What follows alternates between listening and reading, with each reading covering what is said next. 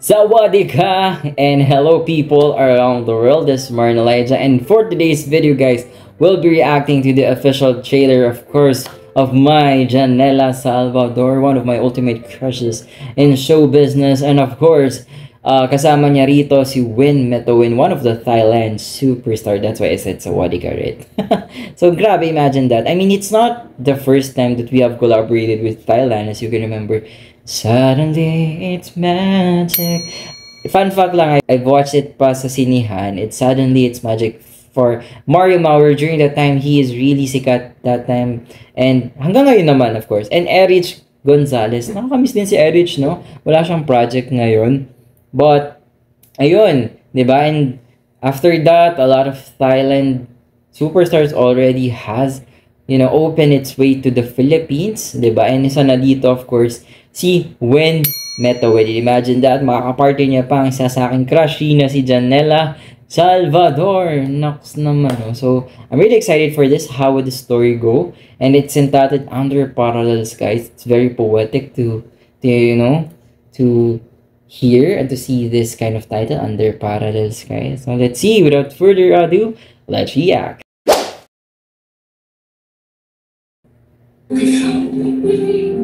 แต่เธอสอนให้ผมรู้ว่าไม่เศร้าไม่ได้แปลว่าเป็นความสุขเขาไม่เคยยอมแพ้ในตัวผม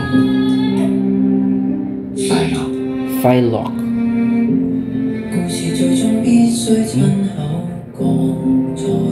So, what brings you to Hong Kong?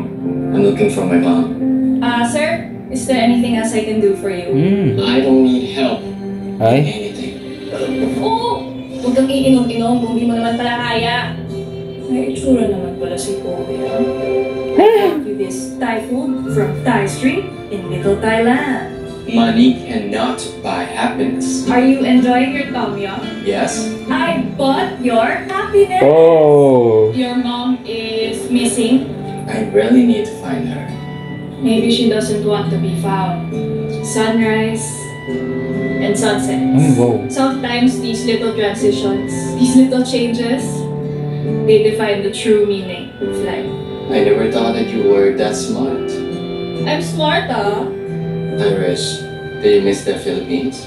I guess it's more of my family that I miss.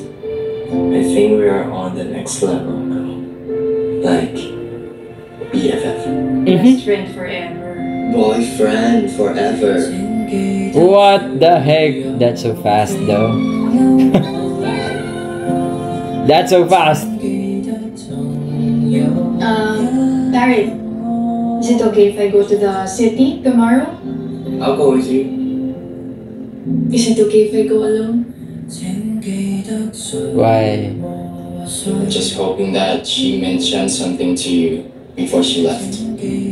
Oh. Good things may come to an end, I want you to be happy. but new good things What? will arise from endings. Huh? Alright, that was confusing. I cooked adobo for our beach picnic, okay? Here, I can show you. Ay, putang ina mo. What? It's Filipino bad word. Putang. Oh my god. Putang ina mo. What if there's Filipino here? Alright. April 17 in Philippines, okay. Alright, that ending scene was kind of okay. Win Metowin doing that Filipino bad word, but I don't know. Sometimes those kind of scripts are too good to be true. I mean, storylines. I mean, yeah, I think it happens. Diba? May mga pagkakataon naman talaga na nangyayari yun, diba? When you go to some place and just met a stranger and then what? You're already flinging or such? I don't know. Maybe I guess I didn't experience pa yun, yung ganang bagay, but it's not a new story though, yung first part kasi syempre, marami nang ganon, di ba? Like, sa mga marami nang ganon kind of storyline that they met, I mean, a foreigner and a Pinay or Pinoy, and kind of be in love. Actually, hindi lang sa Pinoy, but more of like marami rin sa Hollywood na movies na ganon na pumunta sa isang place and they fall point each other. Like, yeah. Nakakatuwa lang dito si Janela because, you know, she got the charm and win as well. Alam mo yun, bagay na bagay yung charm nila together. Even yung finding a mother and being a OFW, she misses the Philippines and such, and that she left after they got, you know, got closer together. Yeah, it's kind of cliche, but I find it just one scene that got me and you know, got me curious is the last, kind of like almost the last scene we're in. Hindi ko sure kung yun yung part na iniwan na siya ni Janela at alam mo yun, nandun na siya sa parang nakabigote na siya tapos nasa streets na lang siya natutulog and someone, actually, hindi natin alam baka biglang ang nangyari dyan pagkahanap niya doon sa nanay niya tapos someone took care of him at yumaman siya. At tapos biglang babalik si Janela, ganyan.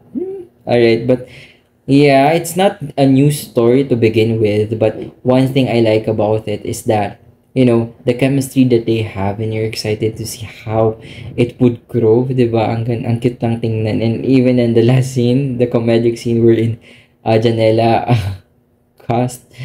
Janela ay nagmura and when I was curious about it, it's a Filipino bad word, but let's see, no? And seeing this, parang nga Mario Maurer ang Xena at saka Erich, pero sa iba lang, diba? Sa ibang lugar lang. But let's see how the story would progress. Baka mali ako, baka may twist pa siya, hindi lang pinakita dito sa trailer, which is good, diba? Kung meron. At mapapanood siya sa Philippines April 17, 2024. Medyo matagal pa, no?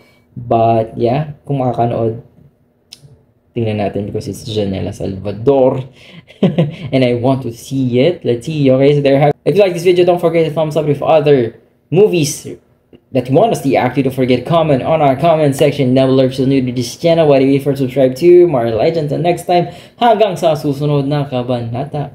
Paalam.